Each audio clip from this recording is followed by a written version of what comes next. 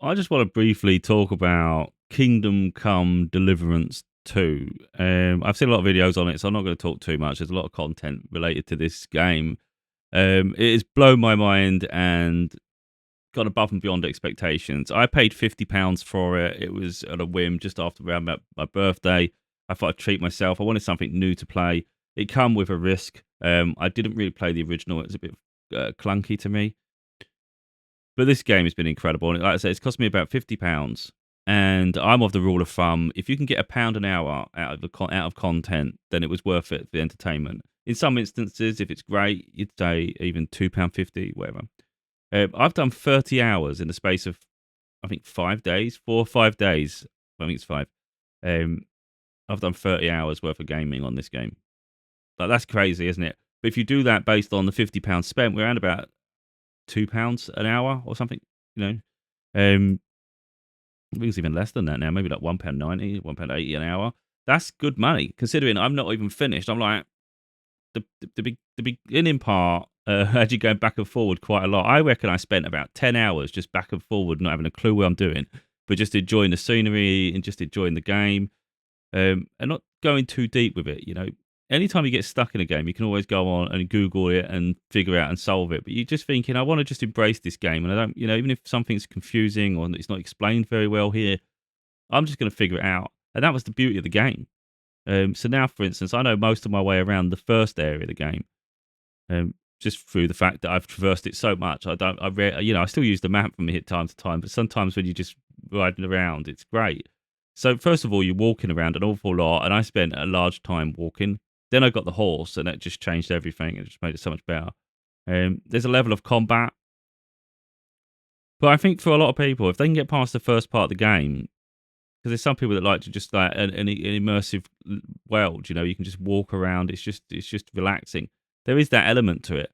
So it's not always combat, combat, combat, and you can avoid it if you don't go through the trails through the forest, for instance, and you was to go through the fields instead. So there's different things.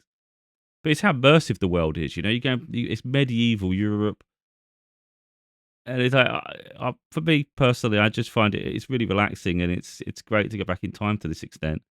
It's a well worked out game. The cinematics, I think the cutscenes are incredible. The story as it unfolds. Most people could be interacted with. I wouldn't say everyone can, but the biggest thing with this game is there's no load screens. I haven't come up with loads. I don't think there has. The only time it was not even a load screen. It's just a cutscene. Sometimes you wouldn't have a load, like nothing's loading. I saw a video recently where people were talking about Bethesda with Fallout 4 and all those sort of games. So there's load every time you go through a door. That's not the case with this at all. And sometimes what I'm finding is even if there's like a mission to do, a quest, sometimes there's like multiple ways to work your way through it. There was a prison scene that drove me mad. Literally, it just stopped everything in its tracks. But it turned out there was like so many ways you could solve the issue and move forward.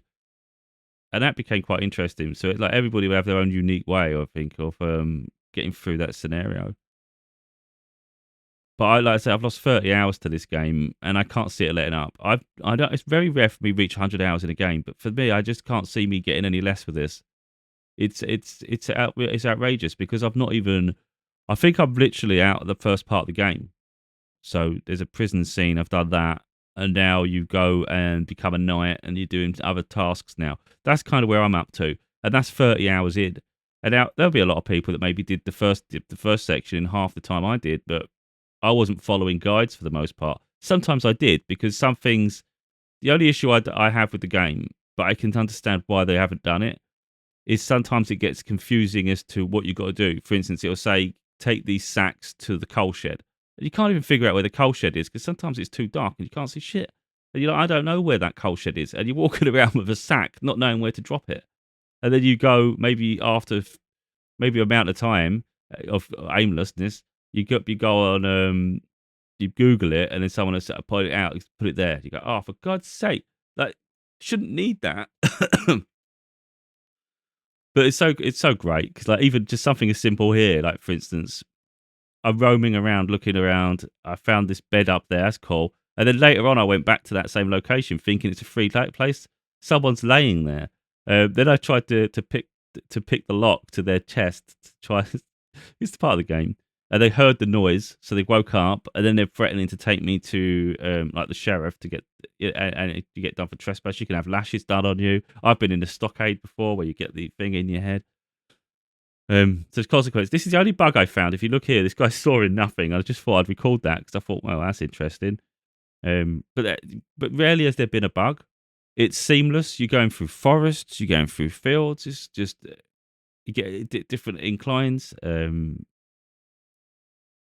Yeah, the only thing I would say with this game is you have to have patience at the beginning. It's very slow to start, and some people, I think, because it's not really a given what you've got to do. Like for instance, you got to locate your dog. You got to go. And, there's a few things to solve. Each of them like a quest, and it's not always clear where the hell you're supposed to go and how to solve it. So there is a level of patience needed. If you're an impatient person and you want everything given to you, then the only way around that, I guess, is to go on YouTube, Google, and you'll figure it out. But I think that negates half the journey because it's the exploration that makes it great. It's happening across instances. It's happening across people, having a conversation with someone, and they give you a piece of information, and that leads you on another wild goose chase. So 1 minute you're focused on a quest, and you're like, this is great. Like, I'm following this. Great, great, great. I've got it all planned out. I'm going to go do this. I'm going to do that. You need to make sure you get enough rest because it recuperates your health. You need to make sure you eat, otherwise you starve. If you carry too much, you walk slow because you're over encumbered. If you eat too much, you get bloated. It's all these things. It's great. There's so many little nuances. So it's like a consequence to everything. But as I say, you could be doing one thing and you could start talking to people or come across something, and it leads you down a whole nother path.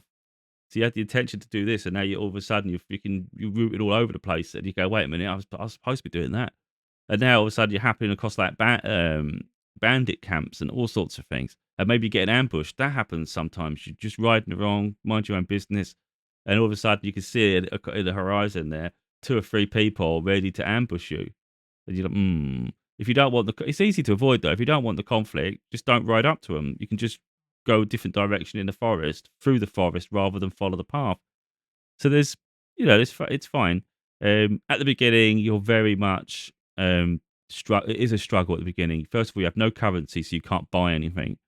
It's a grind to be able to acquire any currency. To be totally honest, it's hard to get weapons and armor. So anytime you come into conflict, you really are screwed. And it's like that's a hard place. It's overwhelming at first. You're like, this is just ridiculous. It's like I've got nothing, and it doesn't. You walk around with a knife thing that you think's a sword. It's not. It's just to carve animals. In battle, it's beyond useless. Um, so that was hard. Then you get better things later. What I found, and it was actually fun, and I think this is the beauty of this game, is that anything could happen at any moment.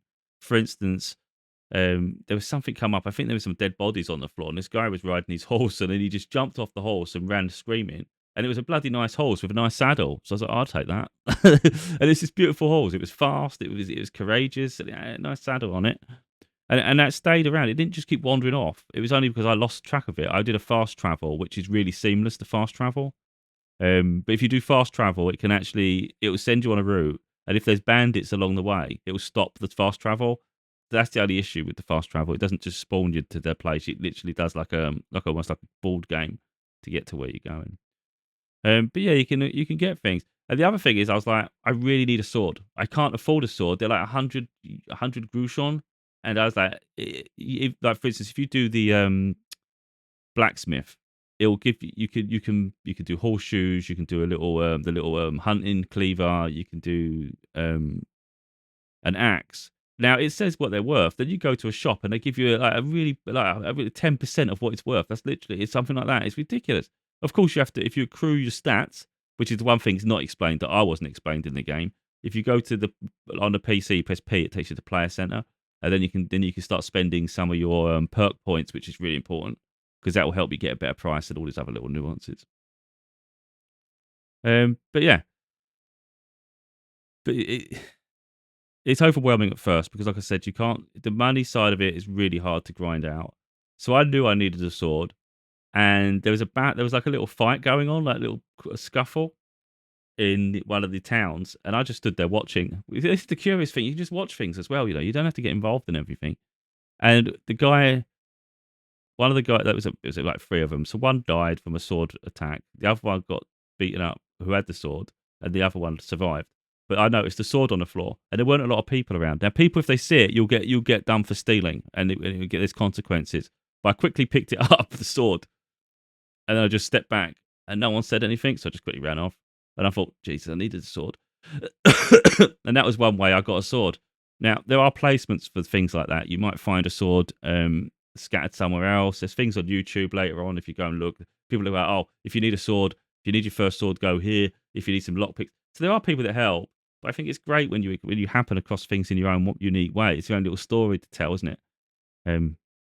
So that was the things I was noticing. It was like, wait a minute. It took me a long time to figure out that I'm walking around in a tunic, barely any armor, and wondering why I'm losing battles all the time. And it's like, oh, as soon as they stab me, I'm dead.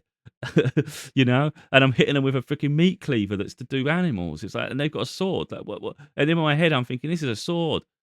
Now, but because I bought it on a CD key seller site. It was so effectively, if you buy it on PC, for instance, if you buy the game on Steam, it's £50, £50.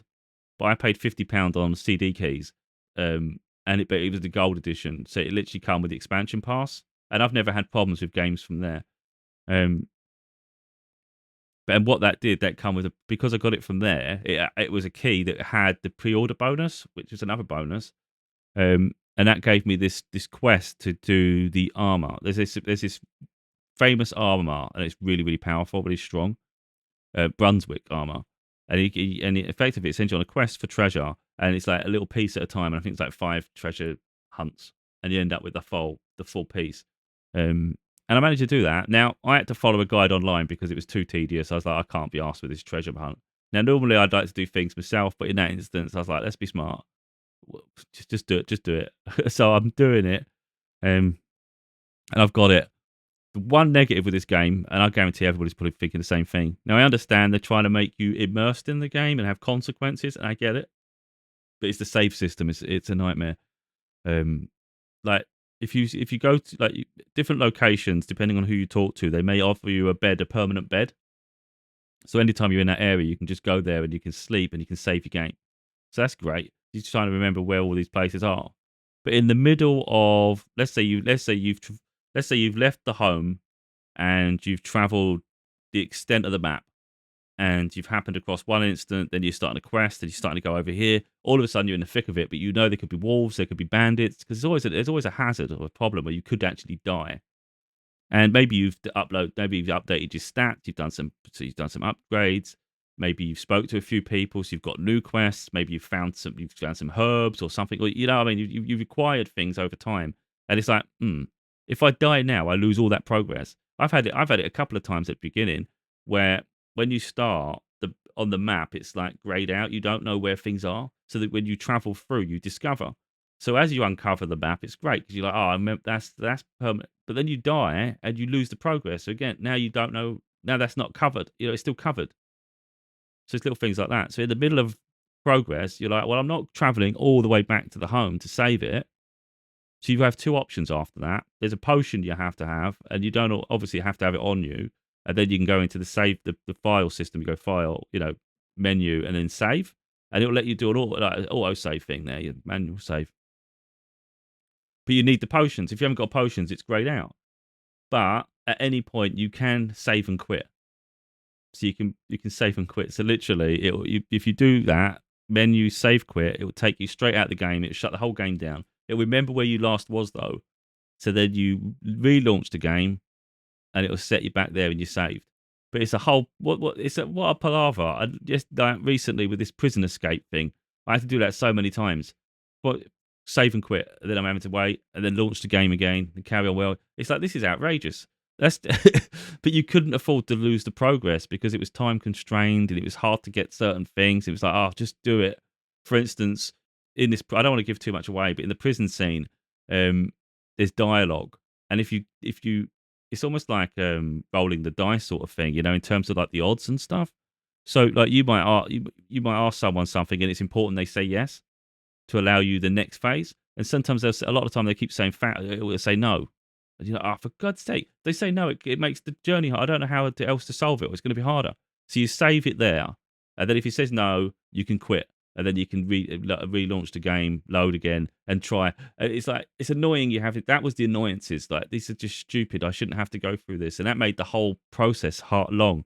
So I was in that prison for a good few hours, and it was driving me absolutely nuts. And I guarantee you, anybody else that's done that, as most people have had to do that, save and quit so many times on that bloody level.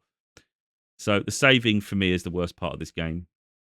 The combat, for some people, they find it easy. For some people, they find it really hard. I'm in the middle. I don't think I truly understand it 100%. I understand it at points. Sometimes I win, but then there's this pass fail situation where I'll get my ass handed to me as well. But it is a beautiful game. Any video is not going to do it justice until you're playing it. It's the immersion, the lighting is incredible. You get thunder. I was thinking at one point, is there dynamic weather? Because I've not seen rain. Then all of a sudden it just started raining, and then it's thundering and everything and lightning. And I was like, oh, that's cool. That's now cool because you want to be immersed. You don't want to feel like it's fake. And that's the one thing I think about this game that's incredible is it feels like you're there. And there's so many set pieces, scenes. There's quests to do. It's so much to do, and you never get bored. You might get frustrated at times, but you'll never be bored. And every session I play is like 3 or 4 hours long. And I can't say more for that because a lot of games I'll put on for 15 minutes and turn off. But this game I cannot stop playing. And I'm even like, today I'm not going to play it because I've got to try and fit something else in. And I guarantee you I launch it and I will not get off it for another 4 hours at least. And even then it'll be a break and then play again. I've done 30 hours in 4 or 5 days. And I can see it being 100. So, I don't think I've touched on as much as I could have done, and I've got this video on a loop. And there'll be videos out there that give tips and guides as well, but I just wanted to share my piece really to say how incredible this game is, and people are talking about it being Game of the Year. But this Grand Theft Auto might come out this year, but either way, I think personally, this is going to be one of those games we remember for a long time. There's no doubt about it. I love Skyrim. Skyrim was one of my favorite games for a long time. Then Red Dead Redemption come out.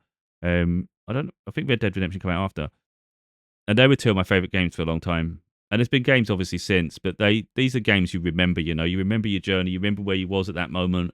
And although other games exist, they don't capture the immersion. They don't get you caught up in this world, just like this does. So this is a game, even if it doesn't win Game of the Year, it would definitely be remembered for a long time.